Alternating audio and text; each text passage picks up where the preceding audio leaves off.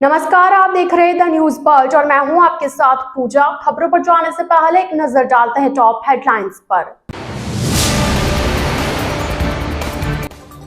लोकसभा चुनाव को लेकर प्रशासनिक स्तर पर तैयारियां जोरों पर। जोधपुर में नामांकन कल से।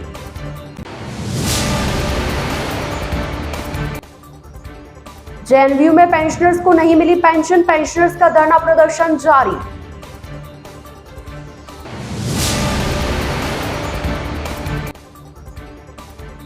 आवारा श्वानों को पकड़ने की मांग, ज्ञापन सौंपा।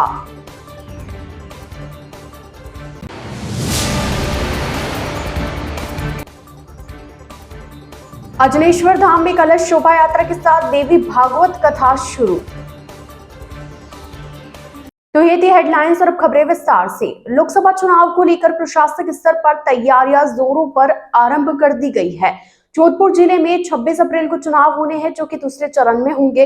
19 अप्रैल को राजस्थान में पहले चरण के चुनाव संपन्न होंगे। जोधपुर में चुनावी नामांकन प्रक्रिया गुरुवार से आरंभ होगी, जो कि 4 अप्रैल तक जारी रहेगी। जिला निर्वाचन स्तर पर लोकसभा चुनाव को लेकर तैयारियां अंतिम रूप में चल रही है।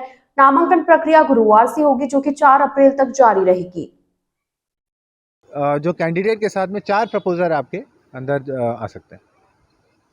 केंद्रीय जल शक्ति मंत्री गजेंद्र सिंह शेखावत 30 मार्च को अपनी उम्मीदवारी को लेकर नामांकन दाखिल करेंगे।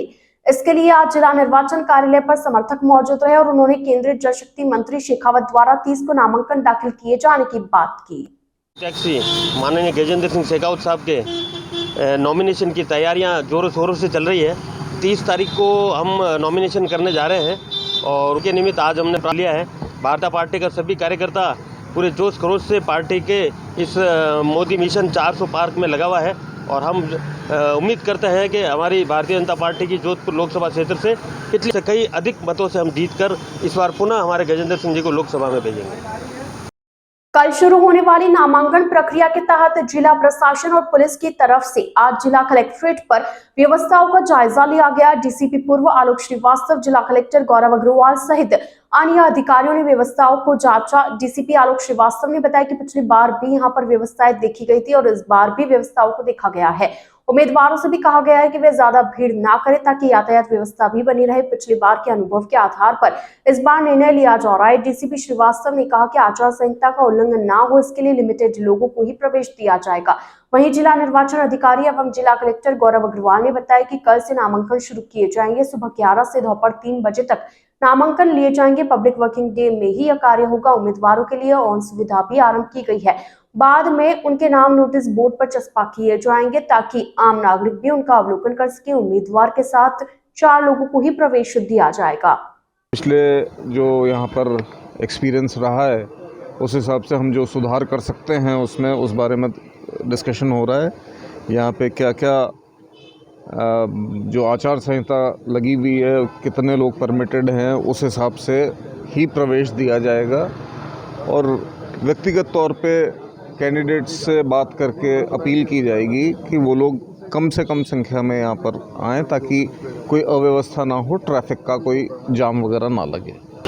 कल से जैसा आप सबको विदित है, जो अपना द्वितीय चरण के अंदर जोधपुर लोकसभा कॉन्स्टिट्यूंसी का पड़ता है, उसके नामांकन कल से लेने चालू किए जाएंगे और ये सुबह 11 बजे से लेकर दोपहर को 3 बजे तक जो भी आपकी पब्लिक वर्किंग डेज़ होते हैं, पब्लिक हॉलीडेज़ को छोड़ के जो अतिरिक्त वर्किंग डेज़ होते हैं, उनके अंदर ये नामांकन यही लिए जाएंगे, आरओ ऑफिस के अंदर ही लिए जाएंगे। तथा इसके लिए एक डिटेल प्रेस ब्रीफिंग भी जारी की जाएगी। जो भी कोई नामांकन कैंडिडेट्स लेते हैं, सारे के सारे कैंडिडेट से अब कमीशन ने बेसिकली उनकी सुविधा के लिए एक ऑनलाइन फैसिलिटी भी चालू की है, suvidha.nic.in पे, जिसमें क्या है कि कैंडिडेट्स अपना जो भी डिटेल है, एफिडेविट, फीस वगैरह जमा कराना, सारा की सारा ऑनलाइन कर सकते हैं। उसका प्रिंट आउट निकाल के नोटराइज उसको करा के सिग्नेचर करके यहाँ पे फिजिकली देने के लिए आ सकते हैं। तो कमीशन की तरफ से काफ़ी एक इजी ये किया गया। उसके बाद जो भी उनके फॉर्म आएंगे, जो उनके एफिडेविट आएंगे, यहाँ जो नोटिस बोर्ड है उसके ऊपर ये चस्पा किए जाएंगे ताकि जो है जनरल पब्लिक उनका अवलोकन कर सके और इस तरीके से अपनी ये प्रक्रिया चलेगी सारे के सारे नामांकन लेने की। जिला निर्वाचन अधिकारी गौरव अग्रवाल ने 26 अप्रैल को मतदान के लिए सार्वजनिक अवकाश घोषित किया है। जिला निर्वाचन अधिकारी द्वारा जारी आदेशानुसार 26 अप्रैल को जोधपुर ग्रामीण व फलौदी जिले के समस्त निर्वाचन क्षेत्रों एवं पुनर्मतदान की स्थिति में जहां पुनर्मतदान होगा उस मतदान क्षेत्र या क्षेत्र में सार्वजनिक अवकाश रहेगा।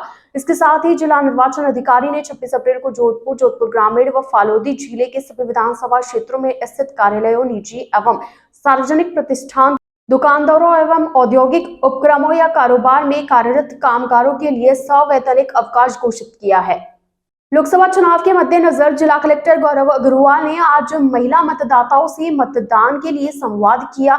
इसमें नेत्रहीन बालिकाओं से भी संवाद किया गया। नेत्रहीन बालिकाओं ने मतदान के बारे में कहा कि वह मतदान कर सकती है, आप भी मतदान कर सकते हैं। जिला कलेक्टर गौरव अग्रवाल ने बताया कि जिले में 26 अप्रैल को चुनाव होने हैं। महिला मतदाता कम प्रतिशत वोट देती है, इसलिए महिला मतदाताओं को जागरूक करने के लिए आज कार्यक्रम का आयोजन किया गया। सभी 10 विधानसभा क्षेत्र की महिलाओं को बुलाया गया था। कार्यक्रम में लगभग 1.25 लाख महिलाओं ने हिस्सा लिया। सभी को 26 तारीख को ज्यादा से ज्यादा मतदान करना है। महिलाओं को प्रेरित किए जाने के साथ शपथ दिलाई गई। सभी निर्वाचनों में अपने मताधिकार का प्रयोग करेंगे। मेरा नाम बेबी है और मैं राजस्थान प्रतापगढ़ से हूँ और मैं अभी स्टडी कर रही हूँ जोधपुर राजस्थान में। और हमें सबको ध्यान में रखते हुए मतदान का प्रयोग करना चाहिए, क्योंकि वोट देना हमारा अधिकार ही नहीं, ये ऐसा अधिकार है जिससे मतलब हम अपने प्रतिनिधित्व को चुन सकते हैं। हम अपने अधिकार को ले सकते हैं कि हमें अपना प्रतिनिधित्व कैसा होना चाहिए। आज 27 मार्च को जिला स्तर से एक कार्यक्रम रखा गया था महिला मतदाता संवाद के रूप में, जिसमें हमने मुख्य निर्वाचन अधिकारी श्री प्रवीण गुप्ता सर और अपने जिला कलेक्टर महोदय गौरव अग्रवाल सर को आमंत्रित किया था। और उनकी उपस्थिति में आज हमने एक वर्चुअल मोड में एक कार्यक्रम किया, जिसमें जिला स्तर पे, ब्लॉक स्तर पे और सभी पंचायत स्तर पे, तो कुल हमारे 10 विधानसभा क्षेत्र, 21 ब्लॉक और 617 ग्राम पंचायतों पर लगभग 1.25 लाख से ऊपर महिला मतदाता आज हमसे डायरेक्टली जुड़ी हुई थी, जिसमें हमारे जिला कलेक्टर महोदय और मुख्य निर्वाचन अधिकारी ने उन्हें डायरेक्टली वर्चुअल मोड में संबोधित किया और मतदान के महत्व को बताते हुए उन सभी को 26 अप्रैल को आकर बूथ पर आकर मतदान करने के लिए अपील की तथा मतदान के लिए शपथ भी दिलवाया, जो कि एक अच्छा कार्यक्रम था। एक अभूतपूर्व कार्यक्रम आज जिला कलेक्टर महोदय की लीडरशिप में आज कराया गया। तो सभी हमारे जो स्वीप टीम है, मैं उसको बधाई देता हूँ इतने बड़े प्रोग्राम को जिला स्तर पे करने के लिए। आगामी जो लोकसभा चुनाव है उसके तहत अपने ज़िले के अंदर 26 अप्रैल को मतदान होने वाला है। एंड अमूमन ये देखा गया है कि अब तक की जो अपने पिछले लोकसभा चुनावों का या विधानसभा चुनावों का अनुभव है कि हमारी जो महिला मतदाता हैं वो पुरुषों के अपेक्षा थोड़ा सा कम पार्टिसिपेशन उनका मतदान उसमें रहता है। इसीलिए आज महिला मतदाताओं को जागरूक करने के लिए, उनको सशक्त करने के लिए आज इस कार्यक्रम का ऑर्गेनाइज किया गया था, जहाँ अपने सारी की सारी जो समस्त 10 विधानसभा क्षेत्र पड़ते हैं, जोधपुर ग्रामीण, फलोदी जिलों सबको मिला के, और उनकी सभी ग्राम पंचायतों के अंदर जो अपनी राजीविका की महिलाएं, मेट हैं और भी अन्य जो महिलाएं, सभी को बुलाया गया था। कार्यक्रम के अंदर लगभग 1.25 लाख महिलाओं ने पार्टिसिपेट किया तथा सभी को जो है 26 तारीख को ज़्यादा से ज़्यादा संख्या में आके न केवल खुद बल्कि उनके भी घर परिवार, जान पहचान में और जो महिलाएं हैं उनको प्रेरित करना मतदान के लिए, तो उसके लिए उनको प्रेरित किया गया तथा शपथ दिलाएगी।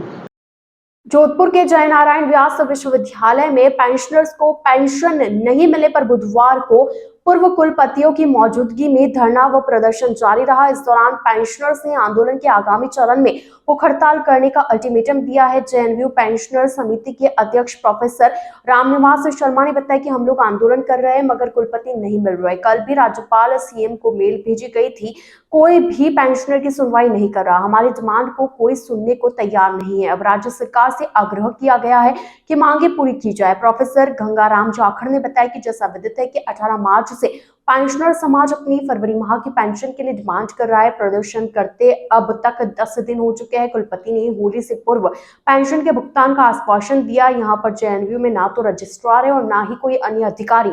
सरकार से भी कोई सुनवाई नहीं कर रहा है। पेंशनर्स को गर्मी का भी सामना करना पड़ रहा है, जो कि बीपी के मरीज है और इसकी जिम्मेदारी जेएनयू प्रशासन की होगी। जेएनयू को कोई भी फंड नहीं दिया जा रहा है। धरना स्थल पर प्रोफेसर BS राजपुरोहित, प्रोफेसर गुलाब सिंह चौहान, अध्यक्ष प्रोफेसर रामनिवास शर्मा, सचिव प्रोफेसर लोकेंद्र सिंह शक्तावत सहित कई सेवानिवृत्त कर्मचारी उपस्थित रहे। पेंशनर से आंदोलन के आगामी चरण में भूख हड़ताल का अल्टीमेटम दिया है। कान पर जूं तक नहीं रह रही है कि 2 महीने से विश्वविद्यालय के सेवानिवृत्त कर्मचारियों का क्या हाल है।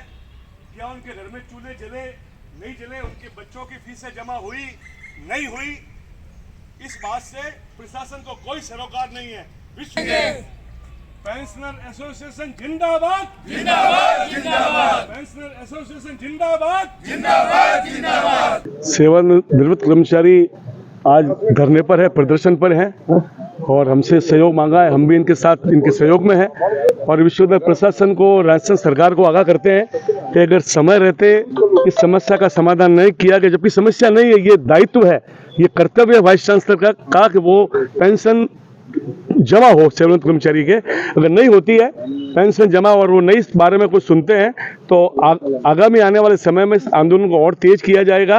और कल का एक समय रखा है वाइस चांसलर ने यहाँ पर कोई कार्यक्रम का, वो आते हैं तो उनका उस कार्यक्रम में घेराव किया जाएगा। मैं प्रोफेसर रामनिवास शर्मा, अध्यक्ष विश्वविद्यालय पेंशनर सोसाइटी। हम लोग आंदोलन कर रहे हैं, कुलपति से मुलाकात करना चाहते हैं, कुलपति मुंह छुपाए घूम रहे हैं। कल भी मैंने गवर्नर साहब को और सीएम को मेल भेज करके ये अवगत कराया कि जो कोई भी प्रशासनिक अधिकारी इंक्लूडिंग वाइस चांसलर यहाँ उपलब्ध नहीं है। आज फिर उनको मेल भेजा है कि कोई भी प्रशासनिक अधिकारी यहाँ पर उपस्थित नहीं है। ये हमारी जो डिमांड है उस डिमांड को सुनने को तैयार नहीं है। जैसा कि आप सभी को विदित है, मीडिया को भी विदित है कि 18 मार्च से जयनारायण व्यास विश्वविद्यालय पेंशनर्स अपनी फरवरी माह की पेंशन के लिए डिमांड कर रहे हैं और विश्वविद्यालय केंद्रीय कार्यालय पे प्रदर्शन करते हुए हमको आज करीब 10 दिन होने आए। लेकिन कुलपति यहाँ पे रहते हुए तो ये कह रहे थे पहले कि मैं होली से पहले पेंशन का भुगतान करूँगा, लेकिन होली से एक दिन पहले ये कह के चले गए कि मैं पेंशन का भुगतान नहीं कर सकता और ऑफिस के आना बंद कर दिया है। दूसरी बात ये सबसे महत्वपूर्ण है कि इस विश्वविद्यालय के अंदर आज न रजिस्ट्रार है न वित्तीय अधिकारी है। विश्वविद्यालय प्रशासन के एक तरह से विश्वविद्यालय को छोड़ करके भाग चुके हैं। अब कुलपति आज 3 दिन से विश्वविद्यालय आ नहीं रहे हैं और कर्मचारी पेंशनर सोसाइटी के सदस्य सभी यहाँ पर लगातार धरना दे रहे हैं। सरकार से कोई बातचीत नहीं की जा रही है कि पेंशनर्स की क्या हालत हो रही है। जैसा कि अभी कुछ हमारे साथियों को इस गर्मी के मौसम में बीपी बढ़ रहा है, डॉक्टर को बुलाना पड़ा है और ये स्थिति अगर रही तो विश्वविद्यालय प्रशासन के ऊपर ये आएगा कि कोई ना कोई पेंशनर यहाँ धराशायी होगा। जोधपुर शहर में आवारा श्वानों का आतंक दिन ब दिन बढ़ता ही जा रहा है। हर दिन कई स्थानों पर आवारा श्वानों के हमले और काटने से बच्चे घायल हो रहे हैं। नगर निगम द्वारा श्वानों को पकड़ने में लापरवाही बरती जा रही है। इसको लेकर शहरवासी अब प्रदर्शन पर उतर आए। बुधवार को इन आवारा श्वानों के आतंक से निजात दिलाने के लिए शहरवासियों ने नगर निगम में प्रदर्शन कर ज्ञापन सौंपा और आवारा श्वानों को पकड़ने की मांग की।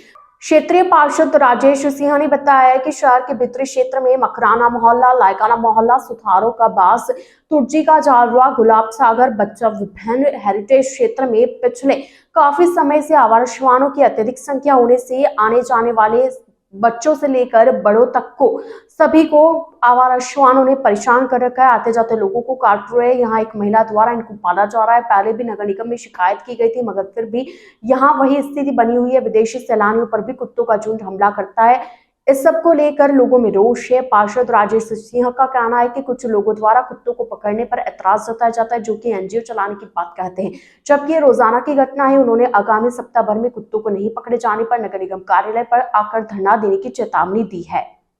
आवारा डॉग्स और बाइट का जो हमारे क्षेत्र हेरिटेज आपको पता ही था, पिछले कुछ दिनों में, कुछ सालों में कहते हैं अपन, आवारा कुत्ते एक लेडी है जो घर में पालती है और एनजीओ के नाम से सबको डरा धमका देती है। अभी परसों 10 दिन पहले भी मुकदमा हुआ था। एनजीओ वाले किसी घर पे जाके कोई छिटाकशी की तो किसी का हाथ चलता है, किसी का मुंह चलता है, किसी का दिमाग चलता है, तो बच्चे से मार भी दी, उसको जैसे करा दी। कोई समझा नहीं जाता है, बुजुर्ग आदमी तो उस पर तरह तरह की लालचन लगा के मुकदमे दर्ज करा देती है। कुछ लोग ऐसे सब कुत्तों को मांस खिला रहे हैं। मांस खिलाने से कुत्ते हो रहे हिड़किए। घर के बाहर हमें तंबू टेंट लगा दिया। तो पहले तो सर आपको धन्यवाद।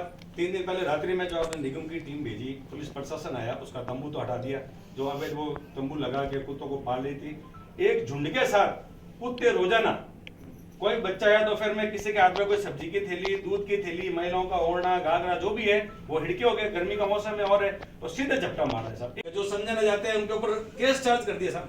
नहीं, हम अभियान के लिए टीम से भेजने उसके ऊपर बच्चा नाली में गिर गया स्कूटर के पीछे और खा गए उसको। नहीं, ठीक है, आया हुआ है वीडियो, देखा है मैंने। सर आप हाथ जोड़ना निवेदन साहब आज तक बहुत परेशान है साहब, ये सब लोग बैठ की पर्ची है, डीएलपी ने साहब ऑर्डर भी निकाल दिया कि ऐसे स्वानो मुक्त करो, शेर को स्वानो मुक्त करो, शेर को स्वानो मुक्त करो, शेर को स्वानो जल्दी पकड़ो, हमारी मांगे पूरी करो। शहर के भीतरी क्षेत्र में मकराना मोहल्ला, लायकान मोहल्ला, सुतारा का बास, दूरजी का झालरा, गुलाब सागर, बच्चा, विभिन्न हेरिटेज क्षेत्र के अंदर पिछले काफी समय से आवारा श्वानों की अत्यधिक संख्या होने से वह जो भी आने जाने वाले बच्चे हो, वर्गजन हो, बुजुर्गजन हो, यहाँ तक कि देश विदेश से आने वाले सैलानियों को कुत्तों का झुंड, श्वानों का झुंड एक मुश्त होकर, एक राय होकर आए दिन बाइट के शिकार हो रहे हैं और इस घटना को लेकर काफी समय से रोष है। नगर निगम की गाड़ी हम बुलाते हैं कुत्तों को पकड़ने हेतु कि कुत्ते बाइट कर रहे हैं, डॉक्टर की पर्ची हमारे पास है, परंतु कुछ लोग वहां के कुत्ते जो पालते हैं और वो कहते हैं हम तो एनजीओ चलाते हैं, हम कुत्ता नहीं पकड़ने देंगे, इसको लेके आए दिन विवाद होते हैं। और जबकि रोजाना की घटना है, कैमरों में कैद है, मेडिकल की पर्ची है कि एक मुश्त कुत्ते होकर 8-10 के झुंड होकर वो कुत्ते हमला करते हैं, गाड़ियों को नुकसान करते हैं, रात्रि में तरह तरह की आवाजें निकाल के भोंकते हैं। इस क्षेत्र से आने जाना लोग बंद हो गए हैं। नगर निगम से 2-4 दिन पहले भी एक बड़ा हादसा हुआ था, एक बच्चा अपने घर की तरफ दवाई लेके जा रहा था, कुत्तों का एक झुंड वह उस बच्चे के ऊपर हमला कर दिया, उस बच्चे को नुकसान पहुंचा दिया। लायकान मोहल्ले के क्षेत्रवासी इस घटना से निरंतर परेशान है, चूंकि वहां की रहने वाली महिला इन कुत्तों को प्रोटेक्शन करती है, तरह तरह की चीजें उसको खिलाती है, इससे कुत्ते आक्रामक रूप में होकर निरंतर बाइट कर रहे हैं। जब पुलिस प्रशासन, निगम प्रशासन कार्रवाई करने जाती है, ये कार्रवाई करने में बाधा उत्पन्न करती है। हमने आज सभी क्षेत्रवासियों के साथ मिलकर नगर निगम आयुक्त, इसके बाद पुलिस कमिश्नर जोधपुर, जिला कलेक्टर महोदय को ये ज्ञापन देंगे कि भीतर शहर में सैकड़ों की संख्या में ये हिड़के कुत्ते हो गए, इनको पकड़ के निदान करें और इनको जो भी विधिवत नियमानुसार कार्रवाई है वो कुत्ते के बारे में ले जाके इनको छोड़े। द न्यूज बर्ड के इस बुलेटिन में फिलहाल वक्त तो चला एक छोटे से ब्रेक का। ब्रेक के बाद जल्द हाजिर होंगे, आप बने रहिए द न्यूज बर्ड के साथ।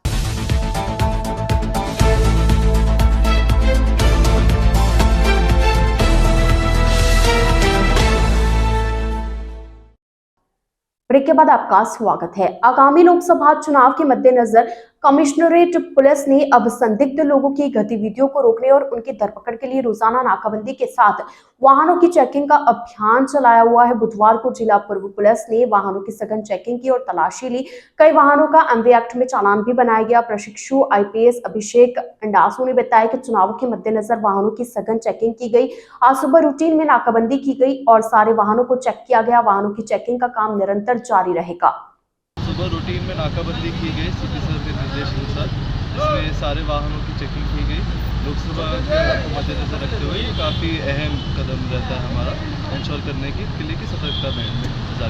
राष्ट्रीय स्वयंसेवक संघ के क्षेत्र प्रचारक निम्बाराम ने कहा कि समाज राष्ट्र निर्माण के लिए तैयार है। आवश्यकता है कि कार्यकर्ता उन तक पहुंचे। स्वयंसेवक की अपने कार्य के प्रति गुणवत्ता और वैचारिक प्रतिबद्धता बढ़े, ऐसा प्रयास होना चाहिए। वे राष्ट्रीय स्वयंसेवक संघ के जोधपुर प्रांत के गांधी मैदान में आयोजित होली स्नेह मिलन समारोह को संबोधित कर रहे थे। उन्होंने कहा कि लोकसभा चुनाव का समय है, हम सभी का यही दायित्व है कि 100% मतदान देश की एकता और एकात्मता के लिए हो, ऐसा प्रयास होना चाहिए। प्रांत प्रचार प्रमुख पंकज कुमार ने बताया कि नवीन प्रांत प्रचारक विजयानंद के सानिध्य में आयोजित समारोह में सेवा भारती के प्रांत संगठन मंत्री स्वरूप दान ने सामूहिक विवाह सम्मेलन 2024 संबंधित जानकारी दी। संघ के महानगर सह कार्यवाह संजय अग्रवाल ने नववर्ष समिति 2024 की घोषणा की। महानगर कार्यवाहक मनोहर सिंह तालनपुर ने स्वागत उद्बोधन दिया। प्रांत संघ चालक हरदयाल ने समाज के विभिन्न संगठनों में महिलाओं की भूमिका बढ़ाने की बात कही। महानगर प्रचारक हार्दिक ने अखिल भारतीय प्रतिनिधि सभा के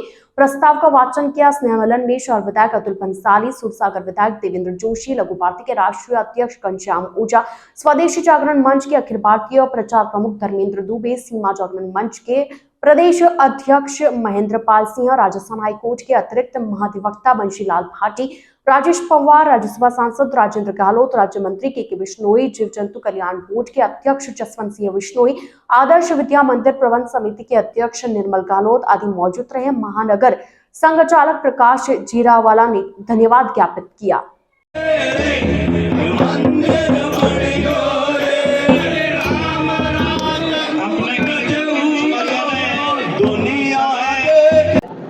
राष्ट्रीय स्वयंसेवक संघ की जोधपुर महानगर की जितनी भी शाखाएं हैं, शाखाओं पर आने वाले नए पुराने स्वयंसेवक सब ऐसे होली दीपावली अवसर रहते हैं कि सबका आपस में मिलना हो जाए। स्थान स्थान पर अपनी अपनी शाखाएं रहती है, उन शाखाओं के कारण से एकत्रीकरण होते हैं समय समय पर। होली दीपावली ऐसे प्रसंग होने के कारण से हर बार की परंपरा भी है, तो दीपावली स्नेह मिलन और होली स्नेह मिलन। तो कल धुलंडी के बाद आज यहाँ महानगर की शाखाओं का स्नेह मिलन कार्यक्रम रखा हुआ है। सभी शाखाओं के नए पुराने सब स्वयंसेवक आएंगे।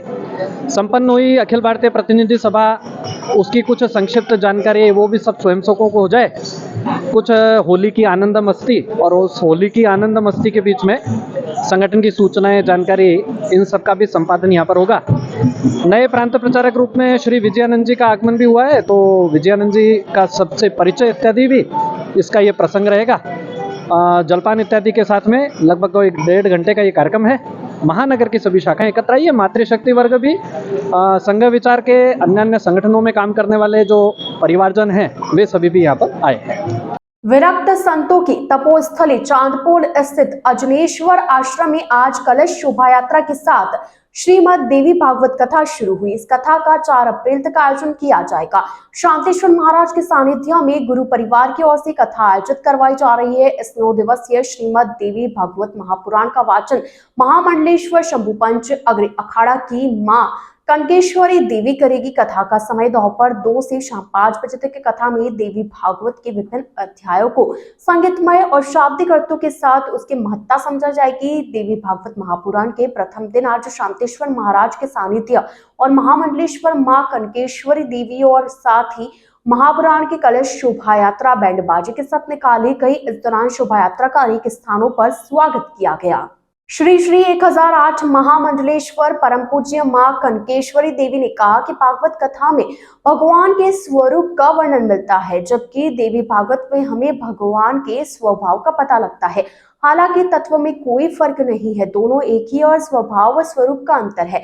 वे आज देवी भागवत कथा आयोजन में पहले जोधपुर आई और फिर मीडिया से बातचीत कर रही थी।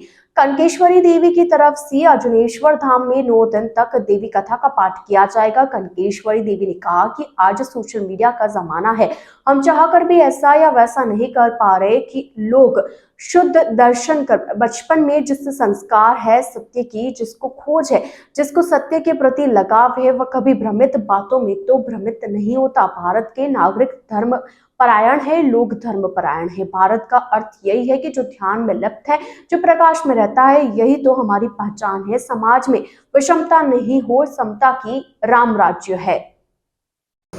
यहाँ पर अजनेश्वर धाम में बाप जी की कृपा से, बाप जी के आशीर्वाद से यहाँ पर बाप जी ने सबको सत्संग का ऐसे कहें कि व्यसन कराया है। तो उनके जो शिष्य हैं, उनके सेवक, उनके अनुयायी हैं, उनको मैं बहुत 3-4 साल से देख रही हूँ कि सबके मन में एक भूख बनी रहती है किसी भी रूप में सत्संग हो। तो पहली बार भागवत हुआ, फिर राम कथा हुई, उसके बाद शिव पुराण हुई और इस बार जो है ये देवी भागवत की कथा है, जो हमारे 18 पुराण में पंचम पुराण है। देवी भागवत का जो क्रम है पंचम पुराण के रूप में है और देवी की ही विशेषता उसमें है। तो इस बार यहाँ पर देवी भागवत का ये क्रम रहेगा। 9 दिन तक कथा चलेगी, 2 बजे से 5 बजे तक कथा रहेगी। श्रीमद जो है वो पहली बार देवी भागवत यहाँ पे हो रहा है राजस्थान में।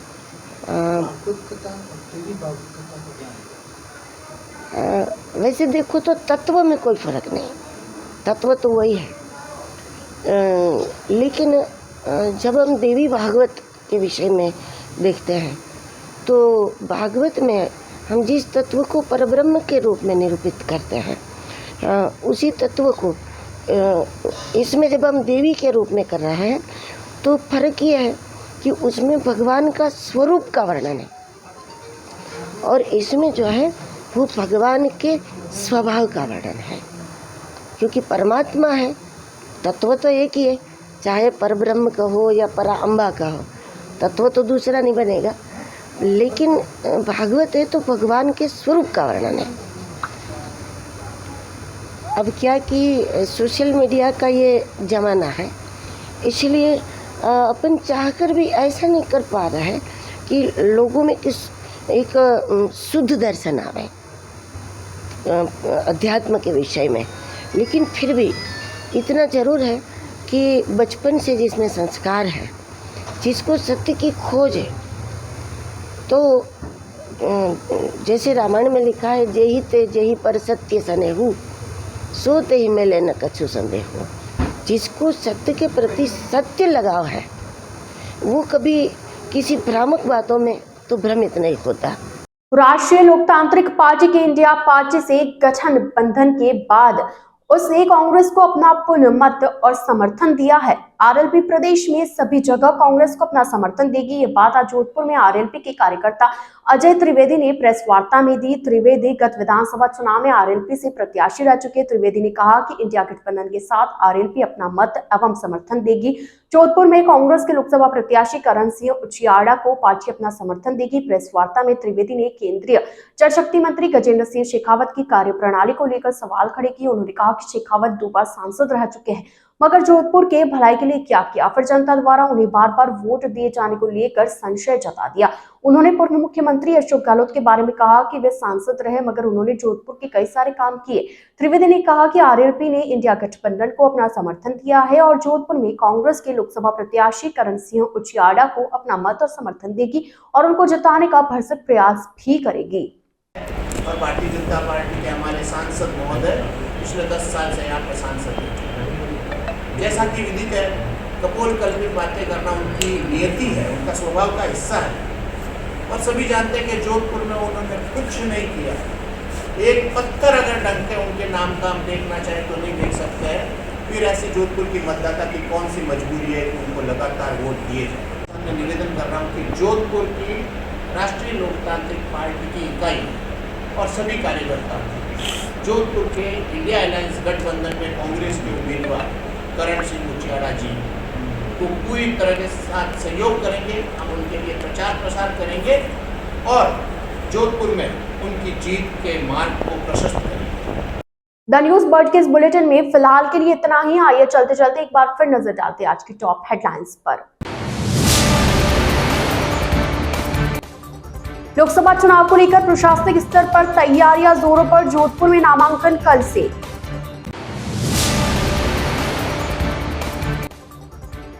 जेएनयू में पेंशनर्स को नहीं मिली पेंशन, पेंशनर्स का धरना प्रदर्शन जारी।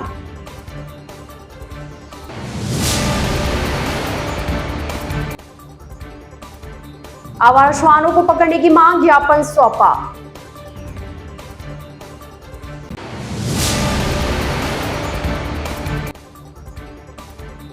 अजनेश्वर धाम में कलश शोभा यात्रा के साथ देवी भागवत कथा शुरू।